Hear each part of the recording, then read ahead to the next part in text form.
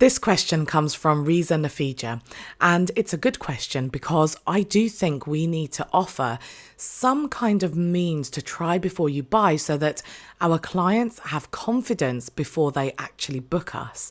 However, I do not think that you should offer free sessions. Now, there'll be people who disagree with me, but I will explain my reason for thinking this. Now, offering people a try before you buy is important, and I often liken it to the trailer for a film. They give you some best bits for free, and then that helps you make a decision whether you want to pay to watch the film. So I do think that you need to offer something, but I don't necessarily think it needs to be in the form of a free live session. So I'm going to give you 3 reasons why I don't think you should do it so you can make a decision that's right for you. And I'll also share some ways to overcome it. So ways that you can actually deliver these try before you buys without offering a free session.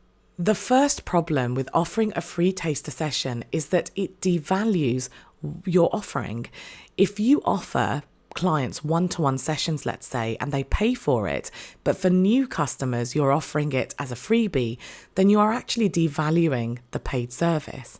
So I would always have a very, very clear distinction between what's for free and what's for paid, and I wouldn't merge the two at all. Now, it's very different if you're offering some kind of promotional campaign. So I'm celebrating my podcast's 1-year anniversary, and for that 1-year anniversary, I am going to offer a lucky winner a free power hour with me, but it's a one-off. It's part of a competition, and it's open to my existing clients as well. They can get a free power hour as well. But that's very different to it being standard practice before someone works with you. If you say that, yeah, we can have a free session so that you can try things out and then decide if you want to continue working with me. For my tuition business, when parents ask me for this, I just say that, yeah, you can treat the first couple of lessons as a taster. They are fully paid, but there's no obligation to continue after that. And I always advise 2 sessions because in the first one, the child might just be acclimatizing and getting used to you. The second one, they'll be a bit more relaxed and they can make a good decision. So we really need to train our audience. We need to make really clear that there are certain things I'll offer for free and there are certain things that you simply have to pay for, and there's no negotiation with that. That expectation is very important if you want to be attracting paid clients. Also, by offering free taster sessions, you are risking being trapped in a freemium model. I'll give you an example from one of my clients. She used to do these 1-hour webinars once a month. And she had an amazing turnout. They really gained momentum. She had between, I would say, 70 to about 100 people, maybe a bit more, showing up. Now, that's a great number, but what isn't so great is that not one of them converted to a client. They were all up for the freebie, but none of them wanted to pay. So she was stuck in the freemium model. The thing that absolutely turned it around, the thing that made her fill her books with paid clients, was stopping the webinars. She stopped them, and therefore people knew that if they wanted the good stuff, they had to pay for it. So don't think that by taking that away or by not offering a free session, you're going to put people off, because as I'll share at the end of this video, there are other things you can do to give people a try before you buy experience without giving up your time for free and without devaluing your offer. The second reason why I don't think free taster sessions are a good idea is because when people don't pay for something, they often don't honor it. They don't honor their commitment. You may have experienced this. I know many people who have, where they offer things for free and people are no-shows. I've had that a couple of times, fortunately not very much, but I've had that with my discovery calls where people have booked it and I'm sitting there at the computer and they haven't turned up. They haven't even messaged me to say they're not going to show up. If they had paid for that though, I bet they would have shown up. So when someone pays money, and it doesn't quite matter how much, but when someone pays money, they are putting down their commitment. They are going to show up. Even if you charge £10, they will show up.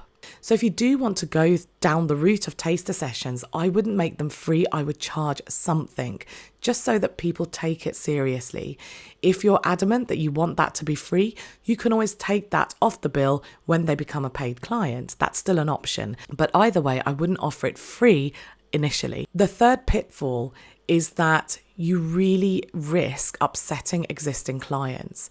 And this happened to a client of mine recently. So when you offer something for free, and there's nothing wrong with freebies, I have this channel, I have my podcast. The first thing is you need to have confidence that what you're offering for free will only get people so far. It will give them a micro win, which is what you want. But if they really want the good stuff, they do need to pay for it. And actually, there's no way around that. I'm doing this video. I have 15 to 20 minute podcast episodes.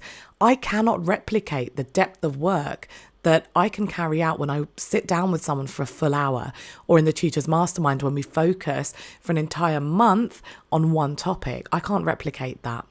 So you do need to think about your existing clients when you are deciding what to offer for free. There are 2 questions that you need to ask yourself.